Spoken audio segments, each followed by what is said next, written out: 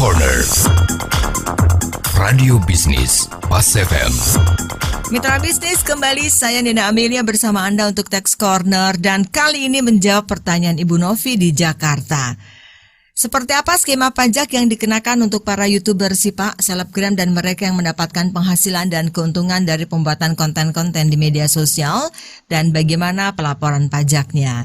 Ibu Novi di Jakarta, pertanyaan Anda akan dijawab oleh Bapak Agus Susanto Lihin, Tax Partner dari ATS Consulting. Seorang YouTuber, selebgram, atau mereka yang membuat konten di media sosial, ya pada prinsipnya itu tetap sebagai wajib pajak, yang mana dia berkewajiban ya melaksanakan kewajiban perpajakannya.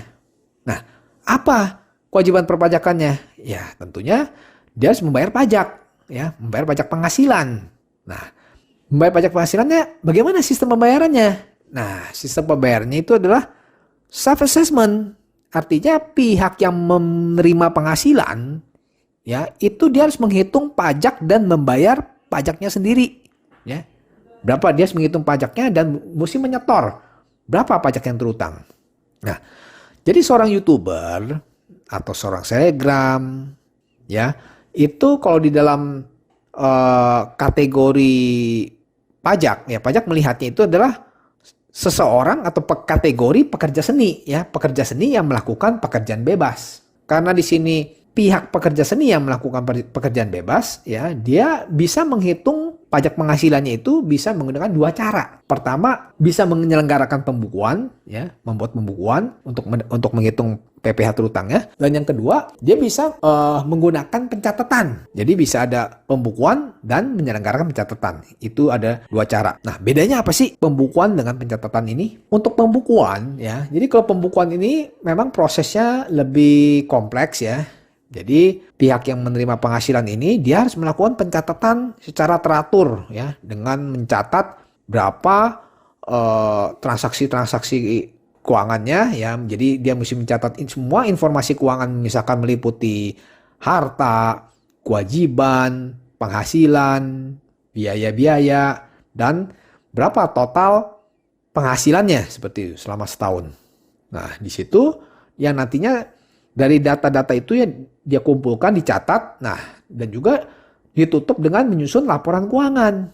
Nah, jadi menyusun laporan keuangannya berupa neraca dan laba rugi, yang mana dalam satu periode tahun pajak di situ dihitung berapa total pajak yang harus dibayar. Nah, itu nantinya harus disampaikan pada saat penyampaian SPT. Nah, untuk bagi wajib pajak yang mana untuk pekerja seni ini yang melakukan pekerjaan bebas ini, apabila misalkan dia peredaran bruto atau omsetnya selama setahun sudah mencapai 4,8 miliar, itu wajib membuat pembukuan.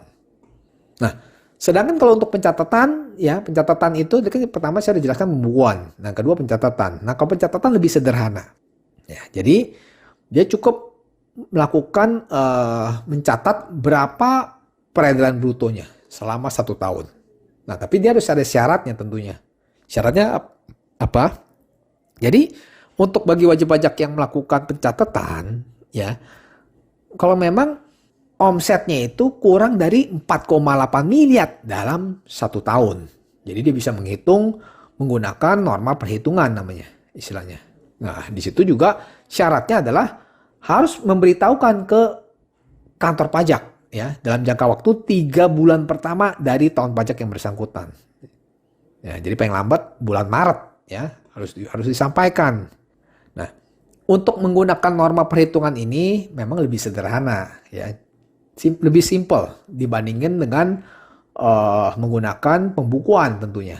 Kalau pembukuan kan harus membuat neraca dan laba rugi. Nah, sedangkan kalau pencatatan dia cukup mencatat berapa omsetnya selama setahun, dikalikan berapa prosentasenya, tarifnya. Tarif prosentase untuk usaha, misalkan pekerjaan bebas atas pekerja seni. Nah, jadi kalau kita lihat di aturannya itu diatur mengenai tarif-tarif ini, tarif norma perhitungan, ya, di Peraturan Dirjen Pajak Nomor 17 Tahun 2015, yang mana di situ mengatur mengenai norma perhitungan penghasilan neto. Di situ untuk kalau tarif pekerja seni itu adalah 50% dari omset. Nah, setelah mendapatkan berapa penghasilan neto, nah tentunya wajib pajak orang pribadi akan harus menghitung juga berapa penghasilan tidak kena pajak. Jadi untuk batas penghasilan bagi wajib pajak orang pribadi yang tidak perlu membayar pajak penghasilan, ya itu namanya istilahnya penghasilan tidak kena pajak. Jadi kalau untuk wajib pajak orang pribadi, ya untuk PTKP istilahnya penghasilan tidak kena pajak, kalau dia statusnya single, nilainya adalah sebesar 54 juta dalam setahun. Nah, dia lain hal lagi kalau misalkan dia statusnya menikah misalkan. Nah, menikah ada tambahan lagi. Ya. 54 juta ditambah 4.500.000. Ya, jadi 58.500.000. Dia bisa mendapatkan pengurangan sebesar 58.500.000. Nah, kalau misalkan si wajib pajak ini ternyata memiliki anak misalkan. Nah, tanggungan anaknya juga maksimal 3 orang.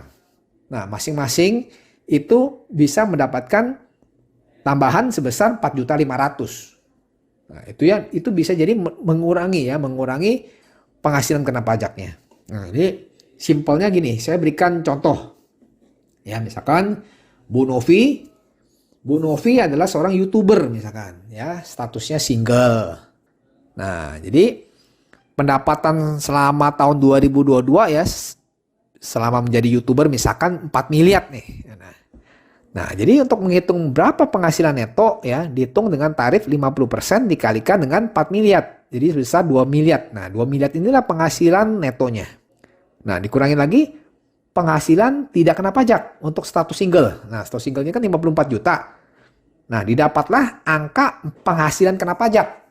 Nah, sebesar 1.946 juta. Nah, dari angka penghasilan kena pajak itu dikenakanlah PPh terutang. Nah, tetapi kalau misalkan Bu Novi ternyata ada PPh yang dipotong oleh pihak lain, misalkan dari YouTube. Nah, itu bisa mengurangi, ya. Jadi bukti potong PPh oleh pihak lain itu bisa menjadi pengurang pajak penghasilan. Nah, setelah itu tinggal dilaporkan di SPT tahunan PPh. Oke, demikian penjelasan dari saya. Saya Agus Susanto Lihin. Semoga bermanfaat untuk Bu Novi dan pendengar Pas FM.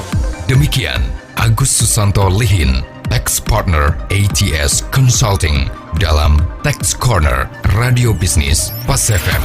Jika Anda memiliki pertanyaan seputar pajak, email ke redaksi@pasfm.com.